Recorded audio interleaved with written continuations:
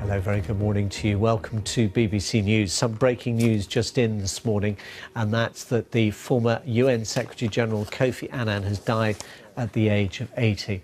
Mr. Annan, who was a Ghanaian by birth, had held the post of Secretary-General of the UN for 10 years until the end of December 2006. He was the first head of the UN from a sub-Saharan African country, having followed the Egyptian Dr. Boutros Boutros-Ghali in the job. He later served as UN Special Envoy for Syria, leading unsuccessful attempts to find a peaceful solution to the civil war there. Mr. Annan won the Nobel Peace Prize in 2001 for his attempts to revitalise the UN. He also famously founded the UN Global Health Fund and campaigned for action against HIV. Let's get the statement now that has been issued within the last half hour by the Kofi Annan Foundation.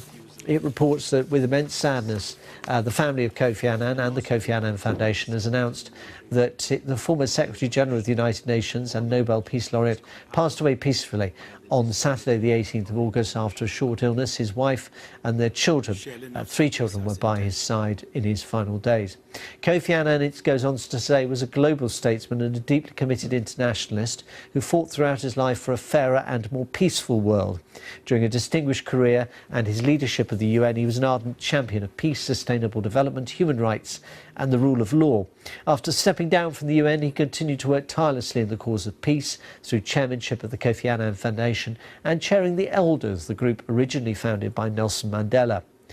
Mr. Annan was an inspiration to young and old alike. Kofi Annan was a son of Ghana and felt a special responsibility towards Africa. He was particularly committed, the statement says, to African development and deeply engaged in many initiatives, including his chairmanship of the Africa Progress Panel and his early leadership of the Alliance for a Green Revolution in Africa. Wherever there was suffering or need, he reached out and touched many people with his deep compassion and empathy. He selflessly placed others first, radiating genuine kindness, warmth and brilliance in all he did. He will be greatly missed by so many around the world, as well as his staff here at the Foundation and his many former colleagues in the United Nations system. He will remain in our hearts forever.